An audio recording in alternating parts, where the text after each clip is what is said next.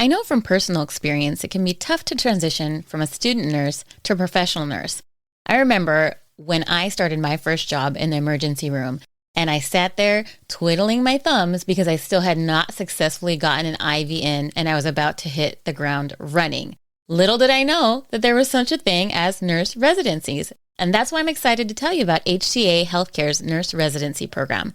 This program supports newly graduating nursing students at the early stages of their careers. HCA Healthcare's year-long nurse residency program helps first-year nurses transition from the classroom to working in the field with confidence. Plus, nursing residents get access to a range of opportunities to learn from specialists in various areas, such as ER, critical care ICU, and surgical services. And there's a variety of other great benefits. Learn more today at careers.hcahealthcare.com/residency. Again, that's careers.hcahealthcare.com/residency. HCA Healthcare is an equal opportunity employer. Welcome to the Nurse Leader Network podcast with your host, Chris Racinos. Wherever you're going on your nurse leader journey, we're here to help you get there. Welcome, everybody. We are on and popping with the short and sweet series.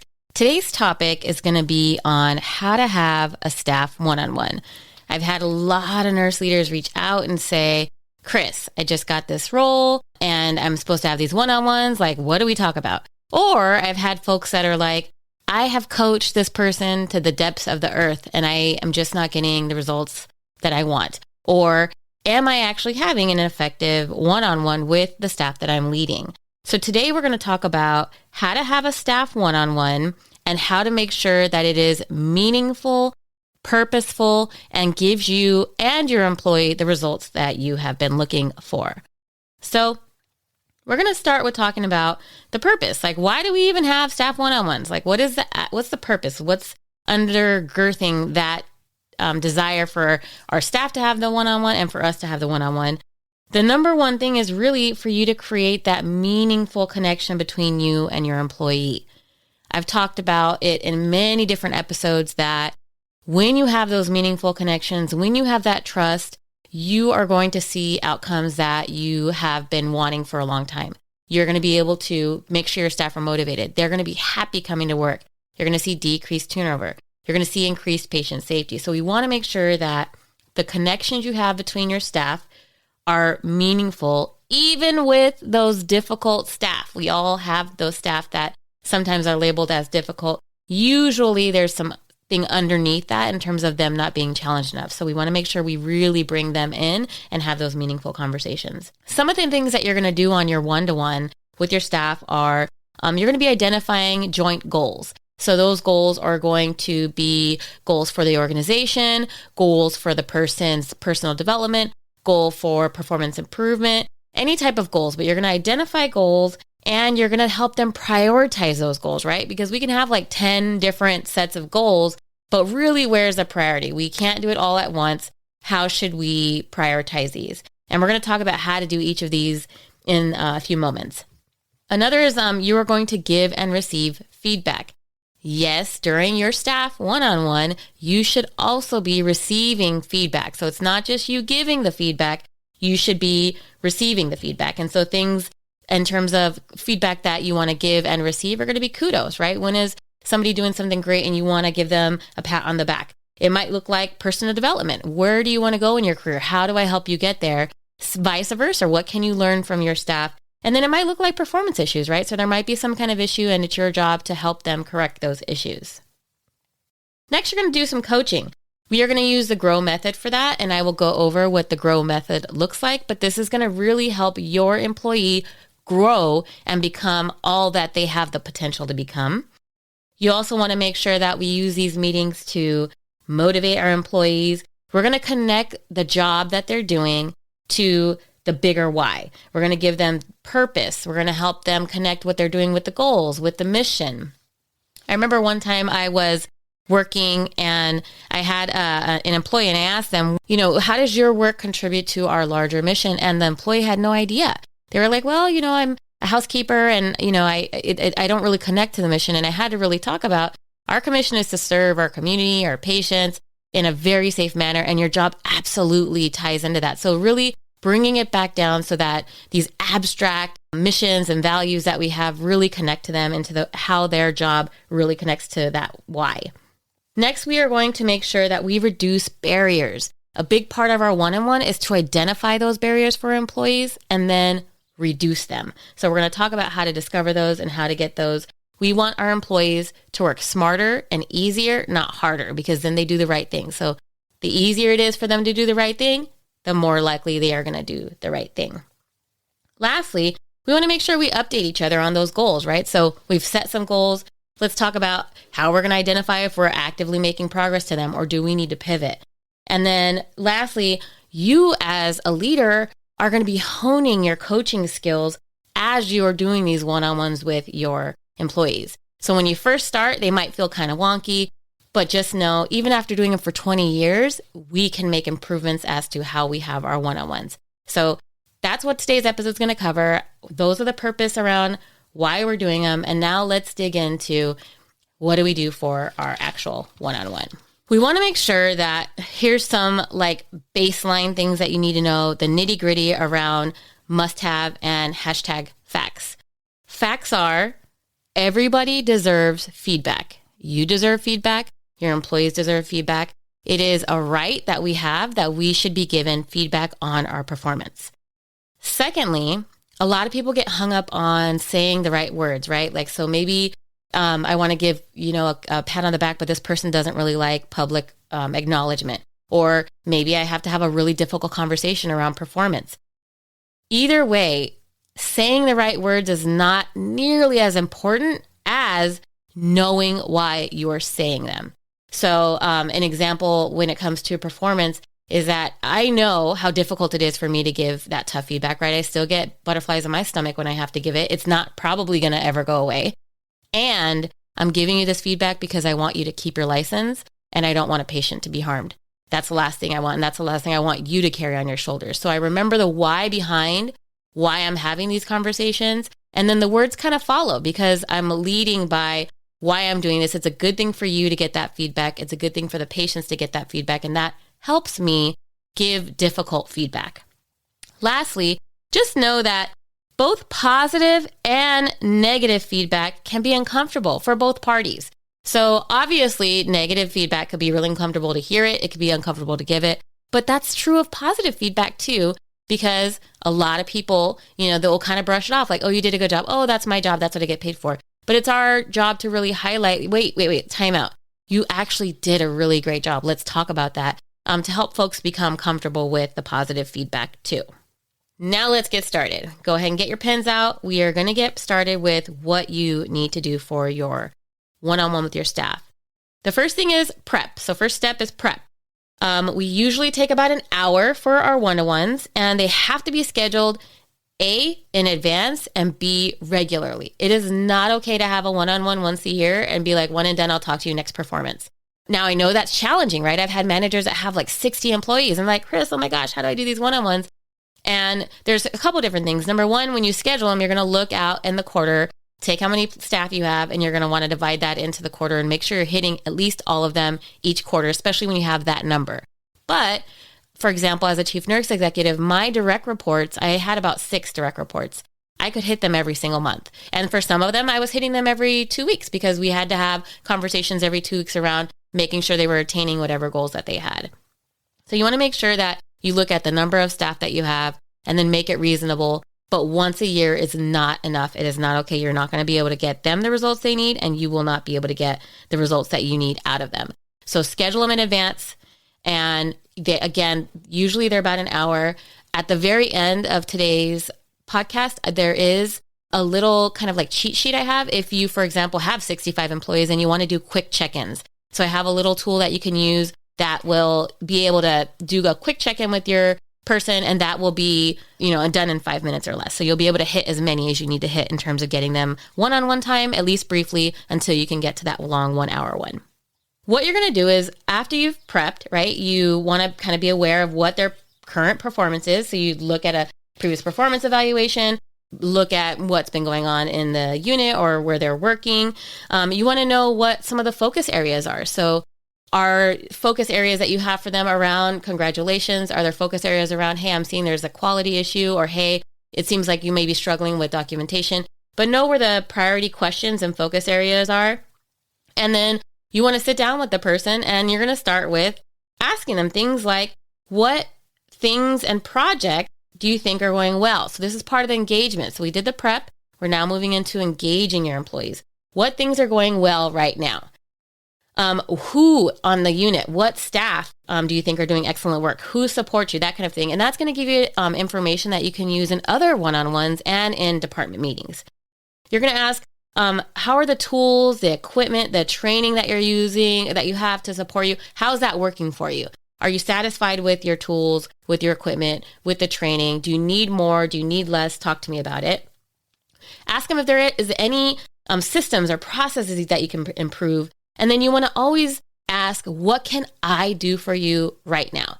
So a lot of times they'll bring up these concerns and, your job is to help them solve those concerns. And a lot of times I ask them, they'll say, I have this concern and my number one go-to question is, how would you fix it? Tell me your ideas. What do you think?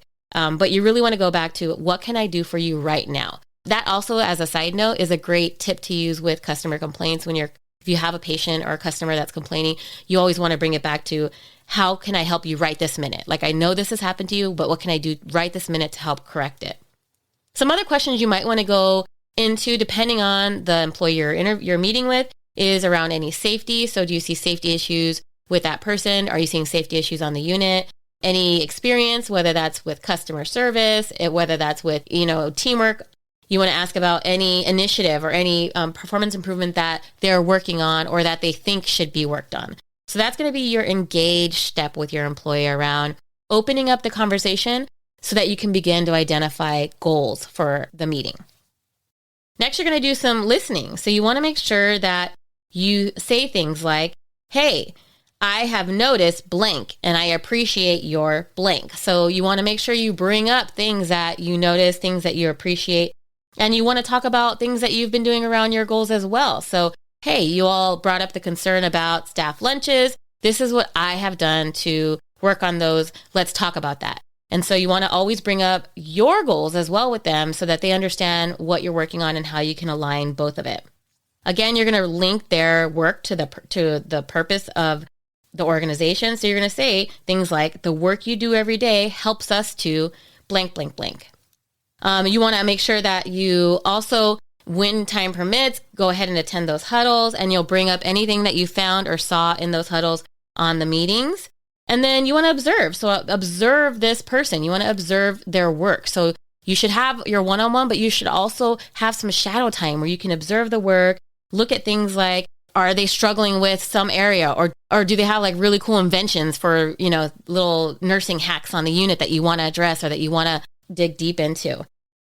Last, you want to document what you guys discussed. So you're going to have some type of form, some way to document what you all discussed, what goals that you agreed to, and then anything that came up and surfaced. And then you want to make sure that you take that document and you follow up on it. So once you've identified goals, you will say, then on the next meeting, hey, your goal was blah, blah, blah. Where are you at with that? Do you need any help? That kind of thing. So that's the gist of what the meeting will look like. Now, once you've done that engagement, you've listened, you've done some observation, now it's time for us to start identifying goals. So when we identify goals, we are going to use something called the GROW method, GROW. So GROW method, the G stands for goal. And so you're going to ask them, what is a goal that you have for yourself? What's something maybe that you haven't gotten around to, something that you aspire to do, something on the unit that you'd like to see changed? Let's talk about a goal. The R in GROW stands for reality. Is there something that seems to be getting in the way? What's preventing you from doing it? So an example might be, my goal is I want to go back to school and get, another degree. But the reality might be, I'm working this job. I have another part-time job. I'm 9 months pregnant. There could be another reality. And that is something that actually I found myself, where I have these great audacious goals, but then the reality is my life is not going to permit me to obtain them at this point. I need to, pivot and maybe modify that goal in some way. So what is the reality? Is the reality that, yes, this is something that we can do? Is there financial constraints and we can't do it? How do we get around it? Options, what might we do to overcome these obstacles, right? So if it's finance, what can we do? Is there somewhere that we can raise money for a grant? Or is there another way we could divert money or something like that if it's finance? If a obstacle is time, how can we strategize the time so that we have more time to make that happen?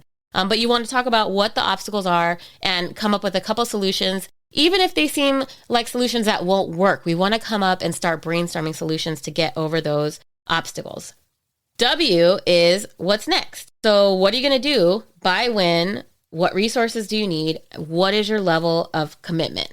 And so you're going to ask these questions like, when do you want to do this, right? My goal might be I want to lose 10 pounds. And so the reality is, can I lose 10 pounds? Well, it depends on the time, right? If I'm saying by tomorrow, that's probably going to be a no. That's not a reality. But if I give it 2 months, that's a realistic goal for 2 months. What are my options? What, do I need to do to get out of my own way? Well, I need to make time for it and schedule it in every day. And then what's next? Well, I'm going to set aside time 1 hour every day to work out and create a meal plan where I'm going to increase veggies or whatever. I'm making it up. So you want to make sure you use that grow, goal, reality, options, what's next in your conversation with them. And, I've had a lot of people where I've done this conversation and they've realized the goal they thought they wanted wasn't really the goal that was right for them. And they pivoted their goal and then were able to, go on and do something that was really beautiful, that was very much in alignment with what they thought their purpose was or what they would like to achieve. Now, the important thing about setting goals is that they have to be SMART goals. Some of you may or may not know what SMART goals are, but SMART goals are specific. S stands for specific. You're going to have a concrete action to help me get to my goal. So if I say I'm just going to lose weight by, next year or 2 months from now, that's not good enough. What I'm going to say is I want to lose 10 pounds within 2 months by exercising and bringing my calories down to 1,500 calories a day, something like that. Measurable. You want to know how much will need to be done and how will you know when the goal is achieved? Well, for me, it's going to be stepping on the scale. When I see that 10-pound weight loss is gone, then I know that I've met my goal. But there is something called lead and lag metrics. Lag metrics mean I've already gotten to that goal, right? So a lag metric would be I have gotten on the scale and I now weigh 10 pounds less. Versus a lead metric is telling me I'm on my way to that. So a lead metric would be I'm working out every single day. That's going to lead me to the 10-pound loss. And so for your staff, you want to make sure that, like, let's say, for example, they want to become a manager, right? So you have a nurse who wants to become a manager and her goal is I want to be a manager within the next year. She's a charge nurse now, I'm making it up. And so you want to talk about how exactly are you going to become that manager? And it might be that she is going to get into a leadership program and finish the leadership program within the 1 year. It might be that she is going to be shadowing XYZ people. It might be that she is going to be applying for XYZ manager positions, but you want to lay out exactly what the steps are and how they're going to measure that they got to the goal that they want. Next is action oriented. So SMA, action oriented. How committed are they to achieving that goal? Realistic, is it realistic based on the time that you gave it in? Becoming a manager in a year is very realistic. Now, if they're like, I just am a new grad and I want to be a manager next month, maybe not so realistic. And then time-based, what is a specific amount of time? Not I want to become a manager, but I want to become a manager in this amount of time, or I want to become a nurse educator, or I want to become whatever. And so you're going to talk about what are the steps that they need to take to achieve those goals. So that's your SMART goal. Some other things you want to ask when you're creating these goals are things like, for the organization, for example, what are some of the greatest unmet needs in the team or the organization right now, right? So are you having a ton of falls, a ton of whatever it is? What is it that you're having issues with? What are those unmet needs that you're having? And how can we bring this person in on some of those unmet needs and unleash their talent and their potential? Next, you would say, if you could do one thing that would create the highest value in your current role, what would it be? And so ask them, what would it be that could create the highest value, right? We're talking about growth and development of our staff. So see what they say and then work on creating a goal around how they could actually implement that. Next, you want to ask what unique talents or abilities you have. I've had staff that do all kinds of things. I have some that are like beyond creative, and they helped us with, decorating the entire hospital with chalk to welcome our nurses when COVID initially started. I had nurses that their creative talent was musical, or their creative talent was, I have the gift of really bringing teams together or creating great culture. So whatever their gifts are, you want to ask what they have and how you can apply them to what those unmet needs are. And then lastly, you're going to ask them, what are the accomplishments that you're most proud of in your life? Because that's going to highlight what is going to motivate your staff. So, you're going to ask them, this is beyond professional. This is your personal. What is the greatest accomplishments that you had for your life? And then look at the skills they use to get to those accomplishments and leverage those, because not only will they be good at it, but they're going to bring there and have so much joy as a result of doing that type of work. So you want to bring all of that in as you are using the GROW method. Now, we've talked about the growth method, and then the next part of your one-on-one is going to be really around giving and receiving feedback. And here's the how-to. Number one, you want to focus on the changeable things for the feedback. Not everything is changeable. It can only lead to improvement when it's something that can be changed. Secondly, you want to share any ideas or explore alternatives rather than asking for answers and solutions. So if you're like, okay, well, I see that, you are frequently taking on too much and you're not delegating to your CNAs or whatnot. Instead of saying, what is your answer? What is your solution? How are you going to correct that? Let's talk about alternatives. What are some things that you can do to expand that? Talk to me about your ideas. Here's some ideas I have. How do we come up with something that is an alternative to our current state? Next, you want to make descriptive, not interpretive statements. This is hard to do, right? We all have our lens. We see something and I'm like, oh, you did this because of that. But the reality is our goal during our one-on-ones when we're giving feedback is to act as a video camera. We want to play back what our observations were versus interpreting what they meant, right? So you didn't pass your meds on time. That means you're not good with time management. That is interpretive versus descriptive. Descriptive would be like, hey, I noticed that patient A, B, C, and D received their medications at blah, blah, blah time. Help me understand what's going on, why we're giving the antibiotic 4 hours late, whatever, I'm making it up. But it really is more of showing them this and making that observation and asking questions like, how can we fix this? How can we be more efficient? How can we make that procedure more safely? What is a risk or a problem with the approach that we're currently doing? So really seek to understand, focus on the behavior, not the person. Oh, it's always Sally who's doing this. No, we're going to focus on the behavior. Make sure your body language is positive. Don't start using fingers. Don't make frowns with your faces. Your job is to really seek to understand. There might be a very valid reason there that you'll never get to if you've made an assumption. And then encourage self-assessment. What do you see? What are you thinking? What are you feeling? What are you doing? Next, you're going to make sure you make specific statements. Don't say things like always or never.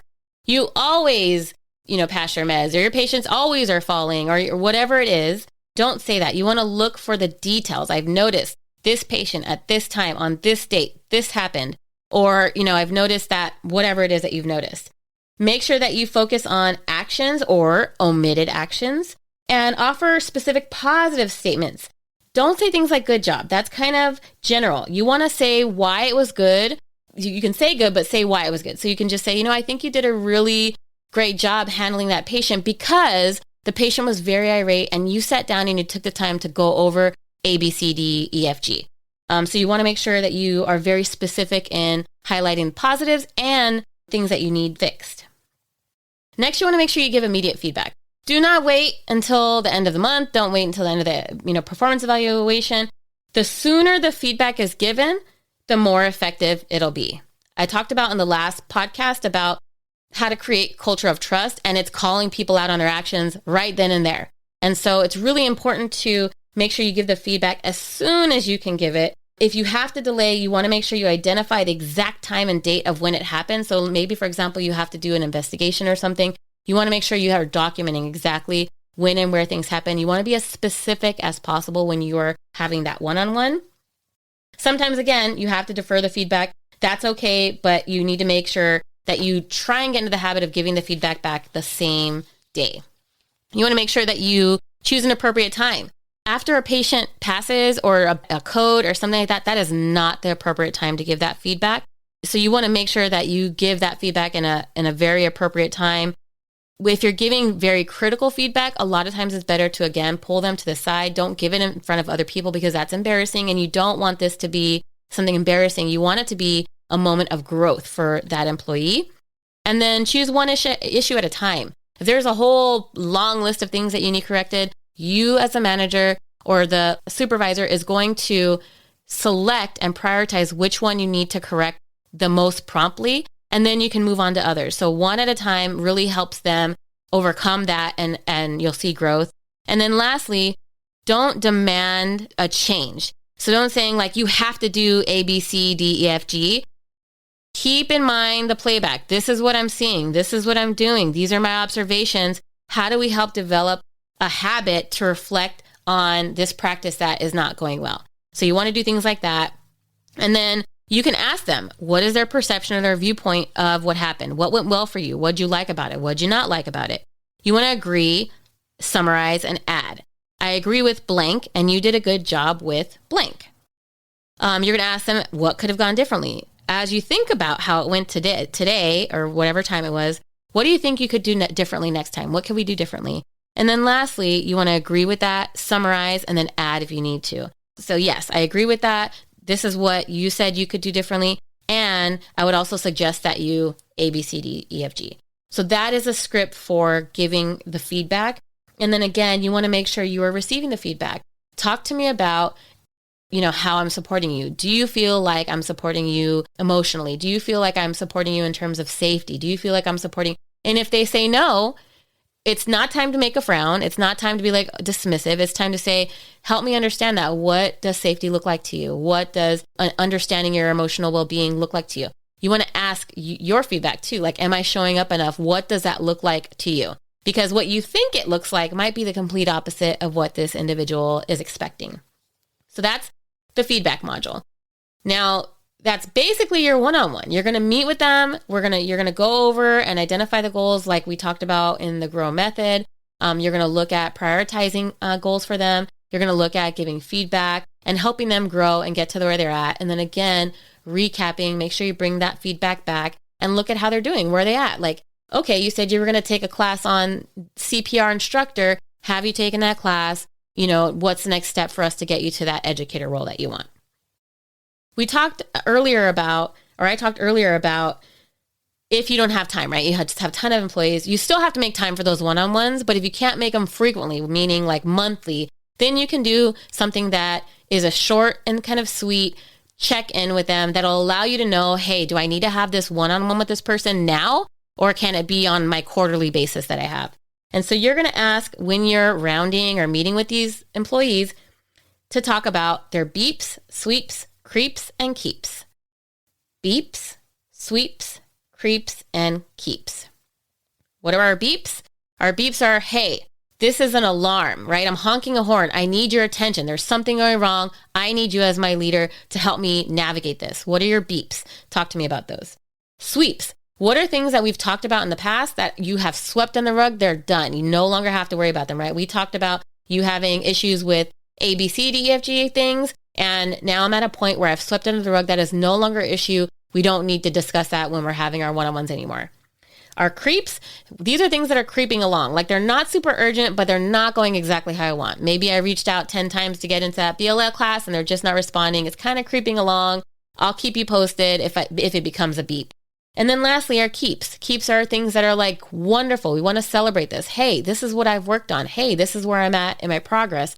Hey, this is something that, I want the whole world to know, or maybe not the whole world, but I want you to know. So you want to check in on their beeps, sweeps, creeps, and keeps. Just that quick 5-minute check with them will alert you to, hey, it's time for me to schedule that one-on-one sooner than usual. Or, hey, I now know this person has this struggle or doesn't have this struggle. They've resolved this issue. They're creeping along here, but they're working on it still. And hey, we have some stuff to celebrate. And so that is the 5-minute one-on-one that you can have with 65 of your employees on a monthly basis to kind of get a good idea of where they're at with their progress. Again, this doesn't replace the 1 hour meeting, but if you have a lot of staff and you need to have these meetings frequently with them because you have so many of them, you can do this beeps, creeps, sweeps, and keeps. That is what we have for you today, folks. We have just learned how to have a meaningful and effective one-on-one. It is your job now to take everything you learned in this podcast and to go have an amazing one-on-one with your staff. Until next week.